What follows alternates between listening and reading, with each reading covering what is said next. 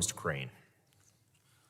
Thank you, Mr. Chairman. Again, I realize we're talking about Latin American countries today and the influence of China, Russia, and Iran down there. That being said, I do want to ask a question. Is anybody on the panel aware how many men conducted the attacks on the World Trade Center during 9/11? Anybody?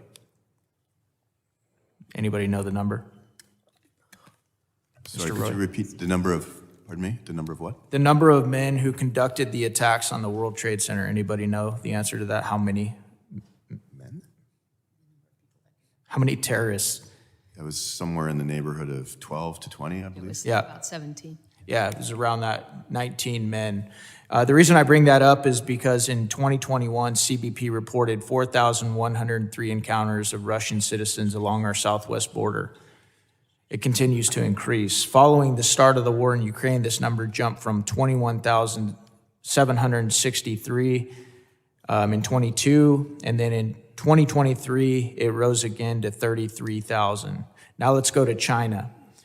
In the first 3 months of 2023, we saw 9,711 individuals coming from China encountered at our southern border. That obviously doesn't count the number of gotaways, which we can't count, but it's substantially more than the 3 years. Since, again, we're in Homeland Security, does it concern anybody on the panel, knowing the current state of our southern border, to see these numbers increasing from the very countries that we're talking about in our southern hemisphere?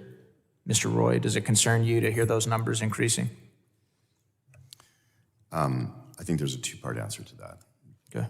The numbers are increasing in large part, because there are freedom-loving people in those countries Absolutely. who also want to leave their repressive regimes and come to the We United understand that. We all understand that. But does it concern you just knowing how I opened with it only took 19 individuals to conduct one of the greatest attacks on U.S. soil ever? It is a concern of mine, given my experience within the region and what other dictatorships have done in the region to infiltrate spies into neighboring allies. Absolutely. Do you guys think that either China or Russia might be smart enough to figure out that our southern border is pretty porous?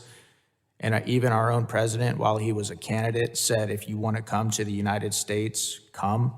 Do you think does that concern you? How about you, Ms. Dzernsky? Sorry if I pronounced that wrong. No, it was fine. Thank you. Yes, it is a concern. When the vulnerabilities are known, they can be exploited. As the immigration flow continues to grow, it becomes a more difficult challenge to figure out the very small number of people within a very large number coming across the border that are actually of security interest and concern. This is a problem we've had for a very long time. Yep. Let me ask a follow-on, ma'am. Do you think that we should continue, do you think we should finish the wall that we started building on our southern border?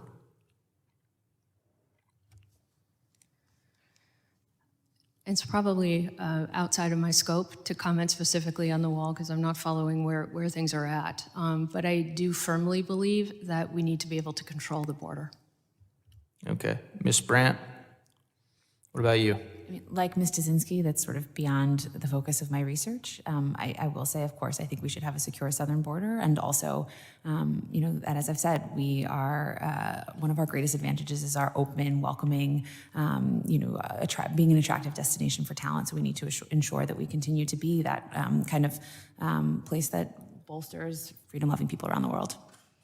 You know, it's interesting when I hear people come up here and they testify before this committee and they say, I ask about should we complete a wall, and you guys say, "Oh, that's outside of my scope."